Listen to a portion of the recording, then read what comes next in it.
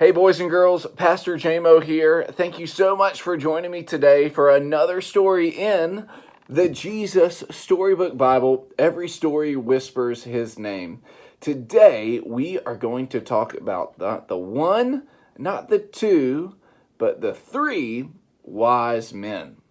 Let's jump into our story and see how Jesus had some special visitors. This is titled The King of All Kings. I wonder who that is.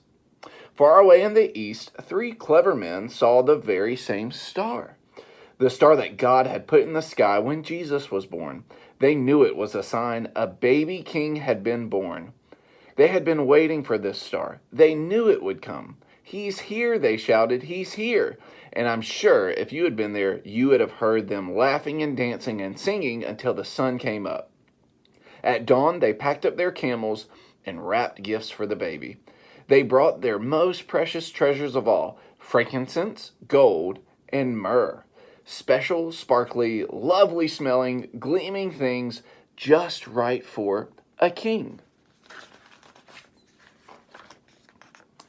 The three wise men. Actually, if you'd met them, you'd have thought that they were kings because they were so rich and clever and important looking.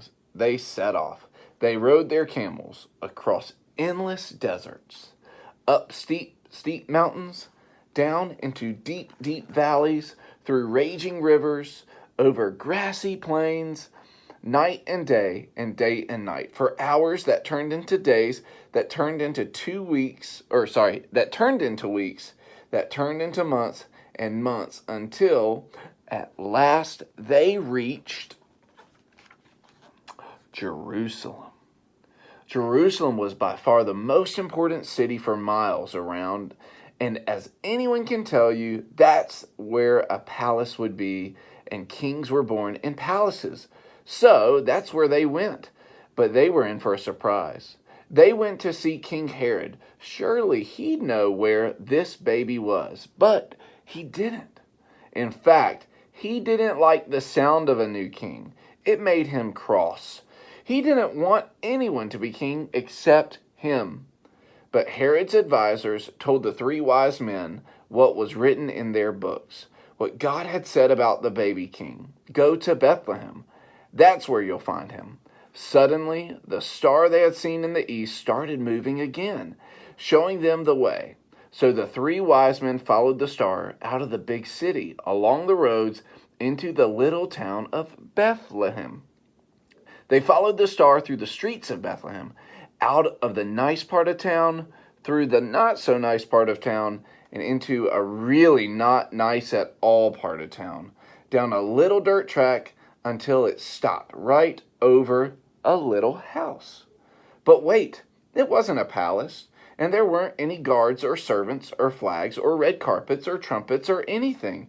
Did they get it wrong? Or was this what God meant? We're about to find out. Sure enough, in that little house, there sitting on his mother's knee, they found him, the baby king. The three men knelt before the little king. They took off their rich royal turbans and gleaming golden crowns. They bowed their noble heads to the ground and gave him their sparkling treasures.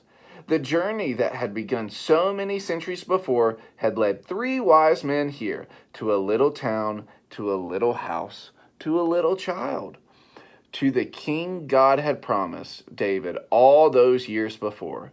But this child was a new kind of king. Though he was the Prince of Heaven, he had become poor. Though he was the mighty God, he had become a helpless baby. This king hadn't come to be the boss. He had come to be a servant. And his name was Jesus. Thank you so much for reading our story together with me today. I hope you have a great rest of your weekend, and thank you for learning about the three wise men's journey to see Jesus.